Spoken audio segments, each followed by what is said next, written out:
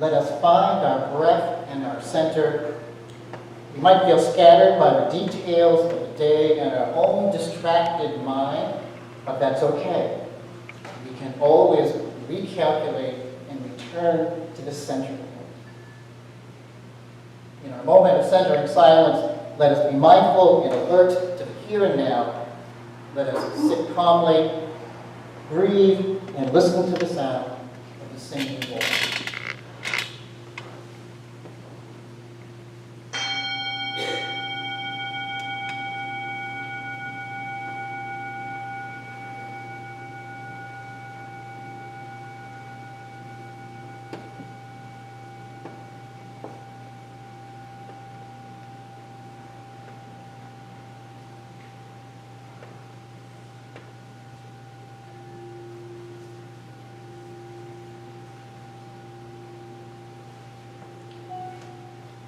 We're going to light our chalice this morning. And Nicole, you could assist us.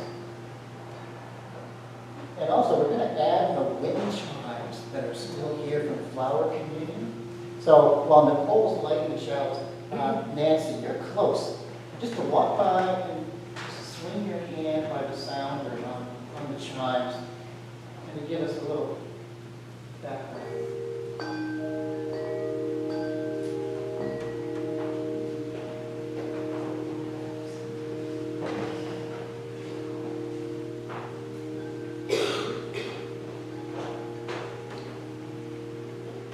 Let the light we kindle shine brightly, strong in hope, wide in goodwill, inviting the day to come.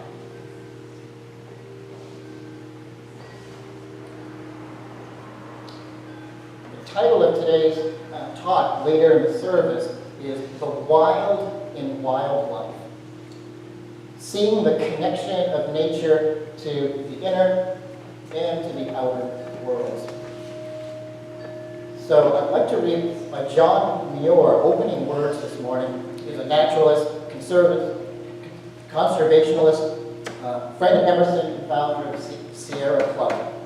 And this comes from his personal journals. The sun shines not on us, but in us. The rivers flow not past, but through us. Thrilling, tingling, vibrating every fiber and cell of the substance of our bodies, making them glide and sing. The trees wave and the flowers bloom in our bodies as well as our souls, and every bird song, wind song, and tremendous storm, songs of the rocks. In the heart of the mountains is our song, our very own, and it sings our love.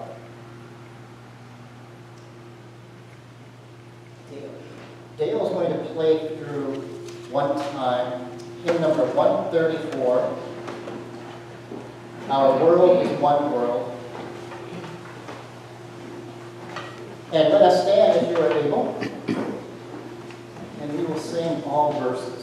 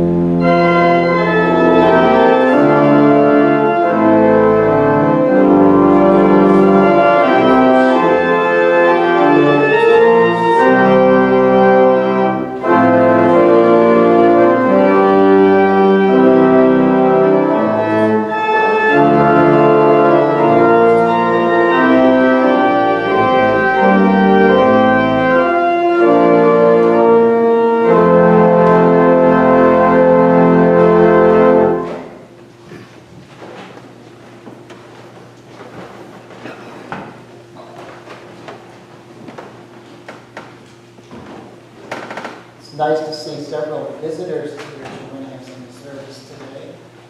Bill, of course, back from Michigan. It's good to see you. And Annette, visiting from July 4th. Holidays coming up. Margaret from Portland, always great to have you joining us for an in-person service. I know you're online on the YouTube channel quite often, so it's nice to have you here. This bowl of sand and candles holds our pain, our hopes, and our joys. In this world of contention, struggle, and yet incredible beauty, we offer our prayers for healing, good health, and sound mind. May all find their basic needs supplied for food, shelter, safety, basic dignity. May each of us be mindful not only of our own needs, but of the needs of others. This is our heartfelt prayer on this day. May it be so, on this last Sunday of June. Amen and blessed.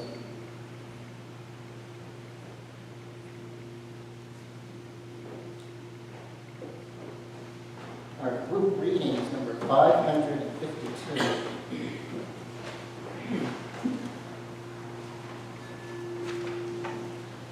And this connects to the John Muir quotation earlier in the service. Nancy Wood is an environmentalist and poet, and he talks about how finding a stone in the sun and touching it with your hand and feeling the heat, or talking about mountains, seeing them, but then carrying the mountain with you. So I will read the bowl if you read the italicized. My help is in the mountain where I take myself to heal the earthly wounds that people give to me.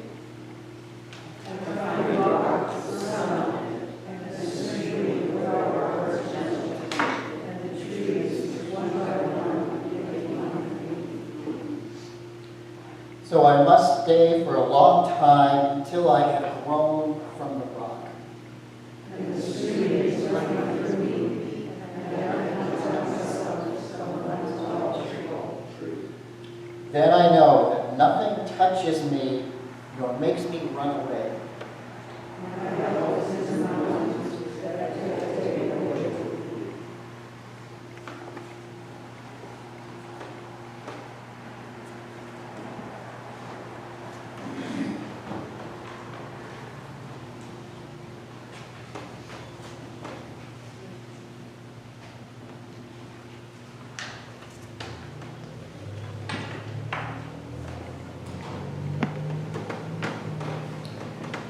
I believe the pishka is on the back table. I didn't see it when I came in this morning. So, did you bring it in, Sharon? No, I took it and he did it. Okay. And he sent me an email. Did you find it this morning? Yeah. Okay. I had plan B ready. The pishka hadn't shown up. So the pishka is on the back table this morning. Collection for local needs in our community and our own congregation. Also, the organ fund jar, FOFO is there, and a building fund jar on the back too. So please give with open heart this morning. And I'm going to recruit an usher. You've been busy today, Christoph, but would you also like to be circulate the plate for us today? Happy to do that. We have an offertory selection is called Paradise by the Hypnotic Brass Ensemble, which I've never heard before. They're a Chicago-based brass ensemble consisting of 7 brothers. Their father was a trumpet player, and all 7 sons play brass and form this band. A range of musical styles from hip-hop to jazz to funk and rock. They call their eclectic blend of sound now music or hypnotic, and this is called Paradise.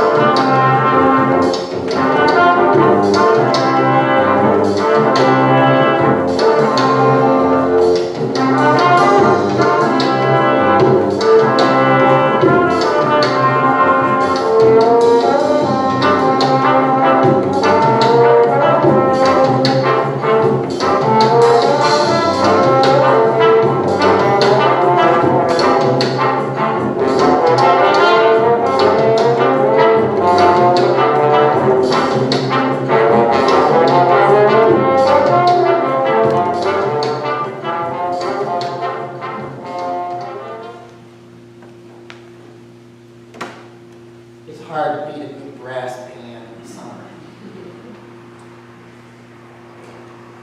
So I'd like to start out the talk this morning with a quote from Canadian philosopher George Carlin from his best-selling book, Napalm and Silly Putty. Griddle cakes, pancakes, hot cakes, flapjacks. Why are there 4 names for grilled batter and only 1 word in the English language for love? So as we have explored our theme on science and religion and our views and shared values, we have found that love is at the center. Whether we're talking about theology, interpersonal dynamics, social justice, or common shared values, it is love that emerges as the defining feature. Like variations of grilled batter, there are many ways to express and experience love, passion, and empathy in our everyday lives. Yet it is, in the end, essentially one thing. One way to express the theological concept of God, which is almost an impossible thing to do, is to simply say, God is love. Some people may want a more specific and expanded definition, but I find that only gets you in trouble in very long conversations. God is love is a profound, vast, and yet practical way in which to approach such an elusive topic. Another way to talk about the divine is to say that God is nature. This is the way that Ralph Waldo Emerson and the New England Transcendentalists spoke about the divine impulse. And last summer, in Stephen Kinney's talk on Spinoza, which in a way kickstarted our topic for the year, Spinoza said, nature is God.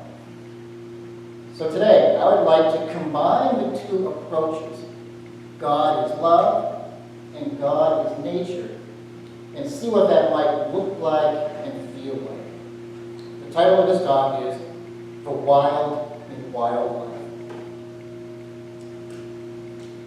So the photo on the first slide was taken by my nephew, Garrett Crawford, whose family from Tennessee were visiting Linda and I last week. He caught a monarch butterfly in flight, crossing the field which is next to our cabin. The orange flash stands out in a colorscape of green. Motion stopped for a moment. This was their first trip as a family to visit Maine. Garrett had visited Maine almost every summer as he was growing up, but his wife Eva, his 11-year-old daughter Ella, and 8-year-old son Miles had never been here before. When people visit the state of Maine on summer vacation, they're often on the lookout for lobster, lighthouses, moose, deer, or black bear, and probably some strong buttermilk just in case it's needed. Garrett's family were no exception. They had a checklist of things to see and do while they were here, and their checklist was pretty ambitious. Their next stop after Houlton was Bar Harbor for a couple of days before they headed back to Tennessee. They planned to pack in as much as they could.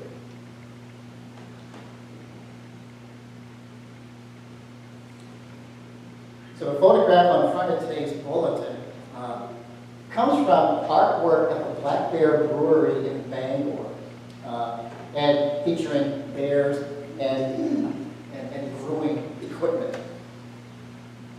And this is a second one. They had like 4 or 5 pieces of art on the wall.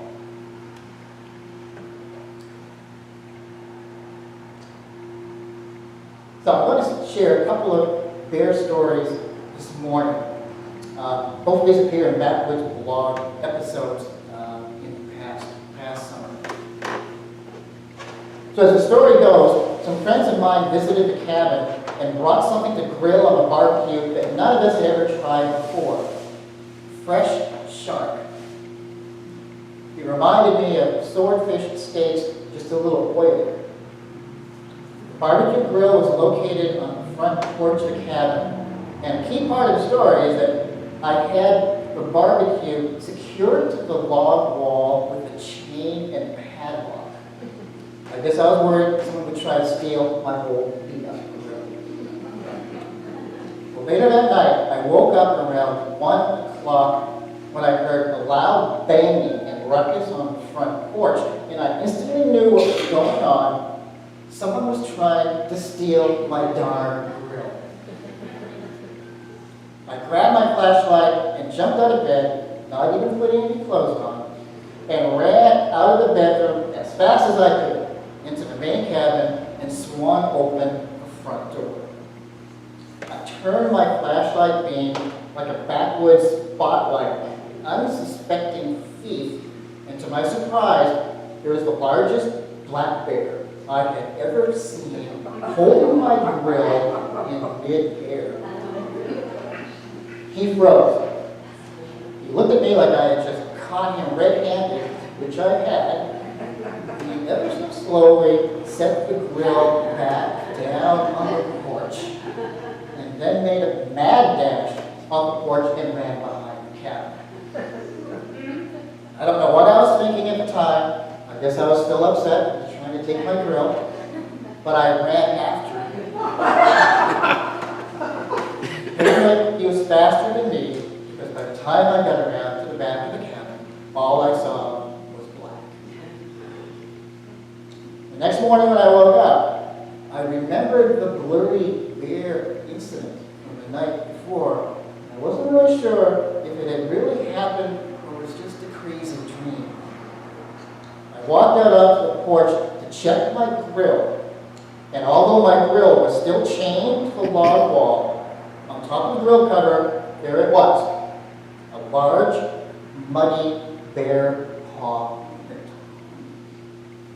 So here's my backwoods tip on black bear safety. If you ever happen to be grilling fresh shark in the woods, always make sure you clean your grill before you turn in for the night. Take it from me. And another bear story. Interestingly enough, this story occurred only a couple of weeks after the first, so it could very well be the same bear. As I remember it, I was washing dishes at the cabin one night after supper around 6 o'clock, and I heard someone walk onto the front porch. I didn't think anything of it. I just assumed it was my father, who quite often would drop by for a visit. When he didn't come in, I was curious, so I dried out my hands and went to the door. When I swung open the door, I was face to face with a big old black bear. I think he was just as surprised as I was. The bear was standing, and when he saw me, he started backpedaling as quickly as he could, as trying to keep his balance as he fell backwards off the porch. He was in an old black and white comedy film. When I saw the bear, my first instinct was to yell, which I did, and I don't remember what I yelled. I jumped back and fell backwards in the cabin. We were quite the comical pair. As I thought about it afterwards, if it was the same bear, he was probably just coming back to see what I had been grilling lately. At least this time, I didn't run after him. All in all, it's just one more bear story to tell around the campfire. So it's hard to get good photographs.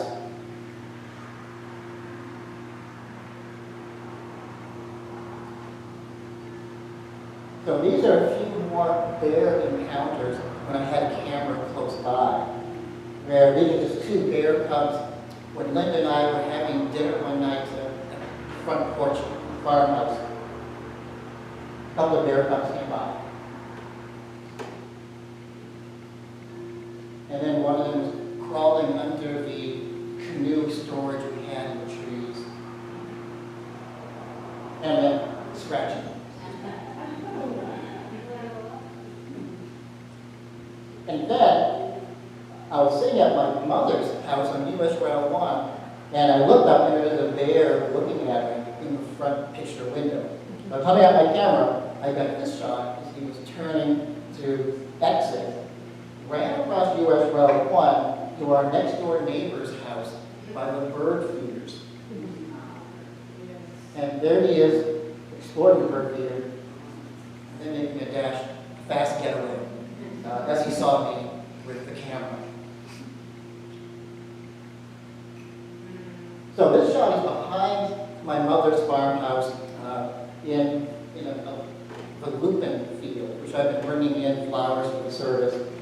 And it's quite a large field. Our next door neighbor across the street is Chris Mills, his parents. And he's a local photographer. And this is one, so he would typically come over and do photo shoots amongst lupin field for his calendars and artwork. And this is one of Chris's shots. And typically, just a lot of local perennial flowers. This is ostrich fern or fiddleheads. And right next to the lupin field and the fiddleheads, I spotted this moose. A little close up. This would have been the same time of year, middle to late June. And I caught this little video. You can see the moose in the background. And again, he didn't really like me taking this photograph.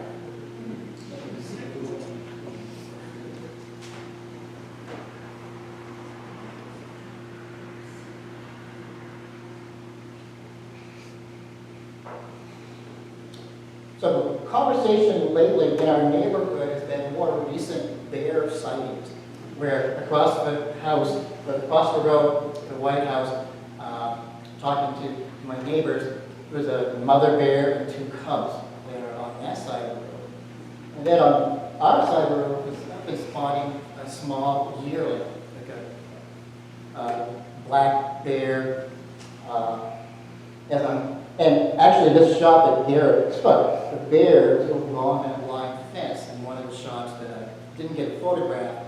The bear just stood up, looked at me as I'm walking by to the back, and gets back on grab and runs off.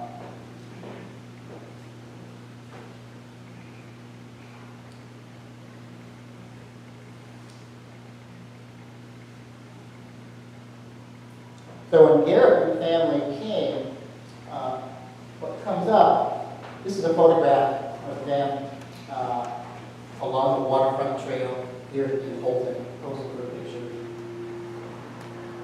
And a footbridge downtown. And Uncle Dave.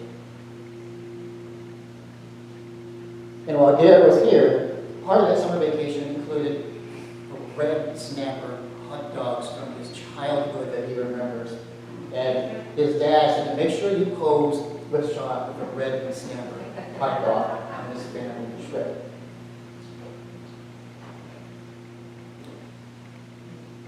So what I noticed, the stories that we were telling during their trip, and Garrett was roughly the same age now as I was when he would make his family trips with his family as a child. And when I was growing up, my father would tell spot stories about our childhood farms in our family, putting people and stories into the spot. Spot was a little dog. And apparently my sister said that Garrett has been telling the same type of Maine stories for his children when they come to visit, to just share family background, family stories. So when they finally got here on the trip to see it in real life, I was noticing these generational parallels and the power and the emotion of telling stories that typically involve being in this location or place, in nature, animals, fishing trips, activities on the vacation come up, and these stories get interweaved.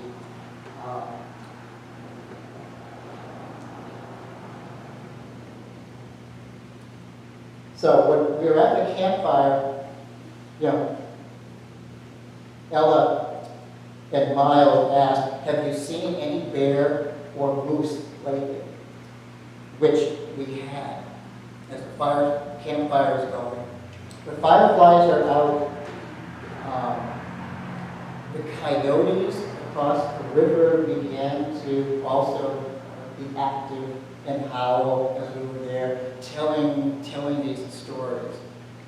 So the next morning when I woke up weeping of the cumulative content of family twin, the stories, and being in the middle of nature itself, in the dark, swimming in the cold water, walking so hot on that Saturday afternoon in Houlton. And triggers at this deep level connection between soul, love, emotion, nature, combining in this complex equation of experience. So to see beauty in nature, the wildness in nature, or the wild in wildlife, and our place in it, is this combination of exploring it in our own life story, with the people that we know, the places that we love. I'd like to read just a few quotes in closing. This is from Gary Snyder, who wrote a book of essays, a collection called Practice of the Wild. Snyder said, practically speaking, a life that is vowed to simplicity, gratitude, unstinting work and play, and lots of walking, brings us close to the naturally existing world and its wholeness. If you do know what is taught by plants and the weather, you are in on the gossip and can truly feel at home. The sum of a field's forces or energy become what we call, very loosely, the spirit of a place. And to know the spirit of a place is to realize that you are a part of a part, and that the whole is made of parts, each of which is a whole. You start with a part, and then you are with the whole. God is love. God is nature, the wild and wildlife. And Ralph Waldo Emerson, in his Divinity School address, talks about it, all of that as being the soul, or our interior interface with all of that, those specific parts and entities that make up our life. Emerson says, the soul is not preached. In how many places, by how many prophets tell me is a person made sensible that they are an infinite soul, that the earth and heavens are passing into their mind, that they are drinking forever the soul of God. The soul knows no persons. It invites every person to expand to a full circle of the universe, and it will have no preferences but those of spontaneous love. Oh, my friends, there are resources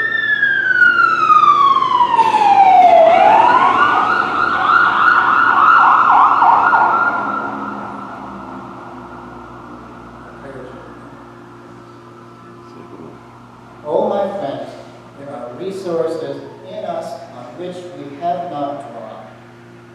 Let the breath of new life be breathed by you through the present forms already existing.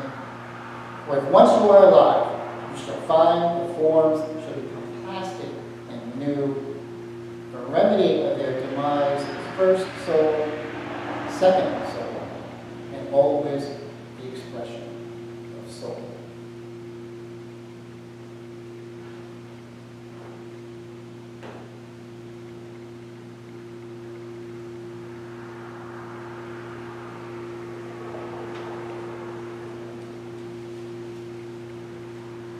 Closing words are by Henry David Thoreau.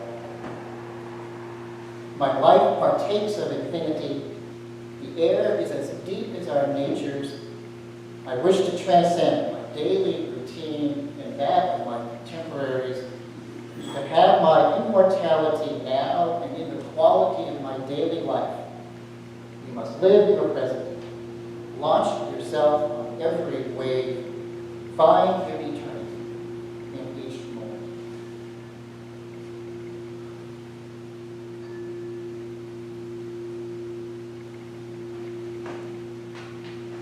I can get this on video. We'll include that.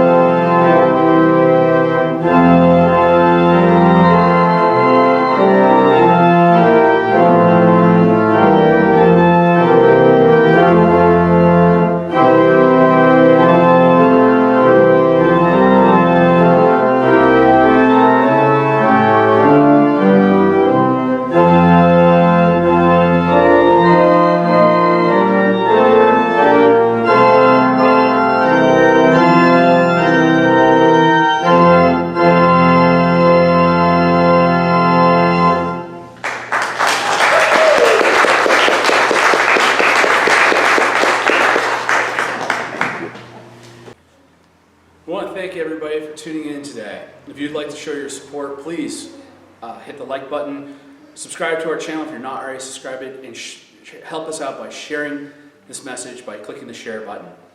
If you'd like to make a monetary donation to you, Church Houlton, there is a link to our online donations in the video description down below.